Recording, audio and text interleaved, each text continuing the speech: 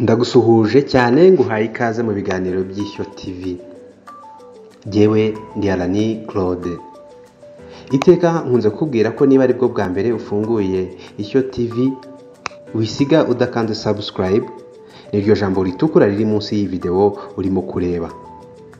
Numara gukanda subscribe ukande kuri iyo nzogera iri ku ruhande rw'iburyo kugira ngo iteke uko tumaze gutunganya inkuru zacu zikigera aha ku Ishyo TV ujye uba wa mbere wo kuzibona.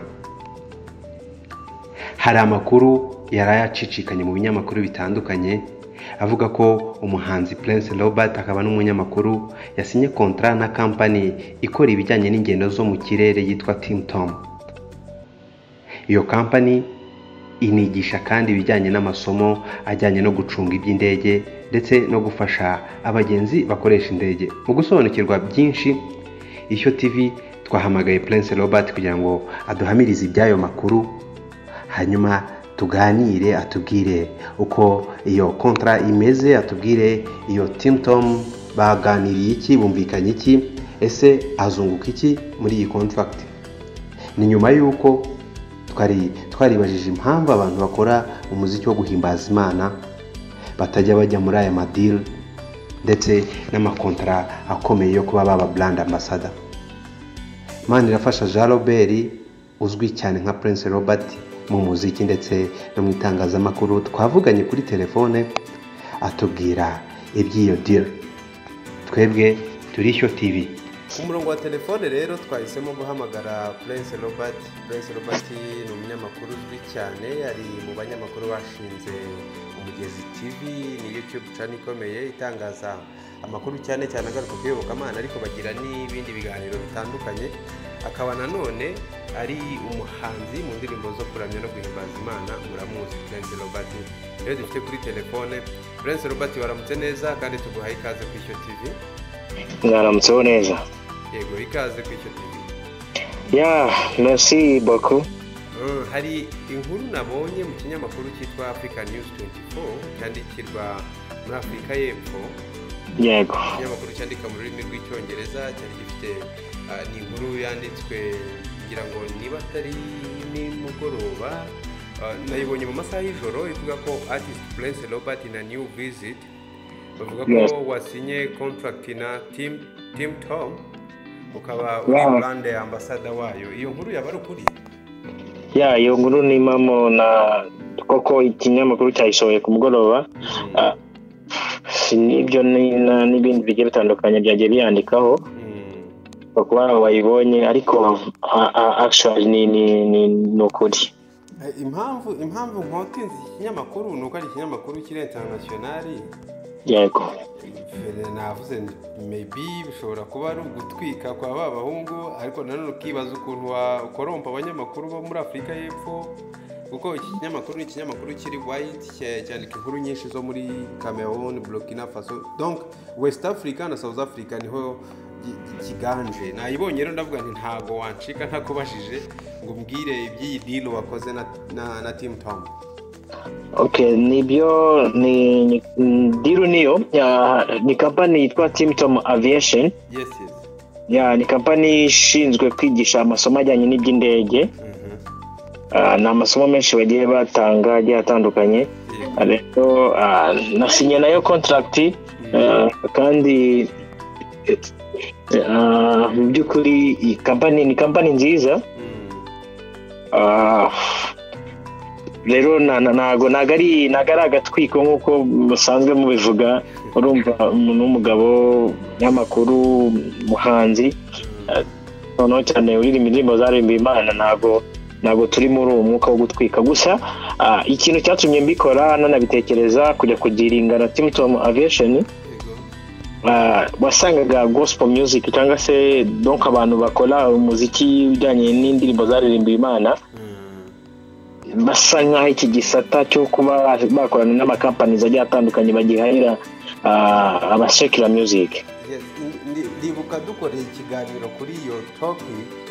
Yes. Ngira ngo ni naho wakuye esprit yo kuba watangira iyi deal. Just urumva narabitekereje why not, kuki twabona super manager yasinye contract, tukabona ba Platini n'abandi, wayi muri gospel kandi twese dukora muziki ndetse n'ikintu gisaba imbaraga nk'abantu bavuga ari kijyana tutafatanya tutagira abafatanya bikorwa muri rusange nyeka biraza kuhumura abandi bahanzi bagenzi banjye ibereke ko bishoboka ni nacyo nabikoreye muri rusange. Ubusanzwe Team Tom mu magambo make nka brand ambassador wayo wasobanurira gute abantu bagukunda banakurikiye icyo TV Team Tom ikora iki ya message iza igapika umuntu agahita yumva Team Tom ikora iki hanyuma uyishaka yabisanga he? Yes, Team Tom nkuko nabivuze ni imwe mu makampani hano mu Rwanda ndetse navuga ngo ni ya mbere. Ubusanzwe abantu bajyaga bumva amasomo ajyanye n'iby'indege, kwiga amasomo ajyanye n'iby'indege za gisivile, kubona uburyo bwo kujya kubyiga ugasanga bagiye muri Canada, mu Buhinde cyangwa se ni Burayi. Rero Team Tom ni navuga ngo ni nk'igisubizo noneho ku banyarwanda badafite ubushobozi bwo kurara rutema ikirere bajya kwiga aho ngaho igota amasimbi. Hano rwose mu Rwagasabo yazanye amasomo agiye atandukanye. Mu masomo menshi bagenda biga harimo civil and airport management, akabamo n'izina masomo agiye atandukanye menshi agiye atandukanye. Rero umuntu wese wumva ashaka kwiga travel and management donc ibintu byose bijyanye n'amasomo y'indege no guflyinga, voilà. Rero Team Tom donc ni nk'igisubizo kuri bo. Ikindi sinibyo gusikona urumva ni company iri wide nk'uko wahoze umbaza, ndetse sinibyo bakora bakata amatike y'indege umuntu ushaka guflyinga nk'uko turi mu mpera z'umwaka abantu bakata amatike y'indege ku biciro bitoya nimvuga bitoya umbe bitoya. Hanyuma Team Tom iherereye hehe? Wenda n'undi wese wakenera no kujya kuri office agavuga ati Team Tom ndayisanga ahangaha, Team Tom igira ahagana he? Hanyuma naze gukomoza niba biri bukunde ku mafaranga basinye ugomba no gusekera. Bazije neza. Team Tom iherereye hano hafi y'ikibuga cy'indege Kanombe, urabona ko no muhanda ujya Kabeza, haruguru yo kwa Nyirangarama muri etage hejuru. Umuntu uzi ku rusengero rwa Protestants hano kwa Tayisinde ni imbere yaho gatoya rwose hariya ugeze kwa Nyirangarama uhita ubona icyapa cya Team Tom hejuru. Aho ngaho n'amashuri ari inyuma kuri izo nyubako, naho ngaho Team Tom wayibariza. Yego. Hanyuma ukinda sasa agafaranga baguhaye Imitego yanyu rwose bamwe na bampora iki agafaranga. Rero nyine contract ni contract, na deal ni deal. Reka nene gushyira dayirema mu banyarwanda ati yasinya naya byandi byabo, ariko hari uburyo twumvikanye kandi tujye gukorana neza. Numva ari icyo navuga, kandi nyeka bura ibintu byose umuntu atekereje hagati y'umuntu n'undi hakurikira amafaranga, numva nta kibazo. Robert, urakoze cyane ku kiganiro hayi TV. Yego, kandi namwe murakoze rwose. Ishyo TV muri abantu b'abagabo. Twifurize kugonera gutera imbere n'izindi contract kabisa wasinya. Yeah, I have a dream ko kandi donc icyo umuntu ntago imana ijye mutuza hafi y'icyo atekereza. We shall do it. Bizakunda cyane. Reka tugushimire, twifurize akazi keza na Team Tom, twifurize akazi keza ku Mugezi TV. Yego, gusa dusoza abantu rwose bumva bashaka kuza kwiga amasomo muri Team Tom n'ibiciro nanjye babimbwiye numva ngiye gusubira mu ishuri kro. Nibaze ni karibu pe. Nuko arakoze cyane Prince Robert.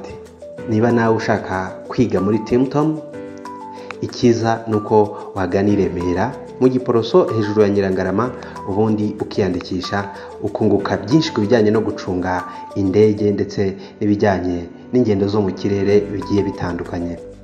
Reka twifurize Robert Cyanihirwe mu kazi gashyashya ko kuba brand ambassador wa company ikomeye nka Team Tom. Reka kandi tubashimire namwe kuba mufata umwanya wanyu mugakurikira inkuru zacu mu biganiro dushyira hano ku Ishyo TV.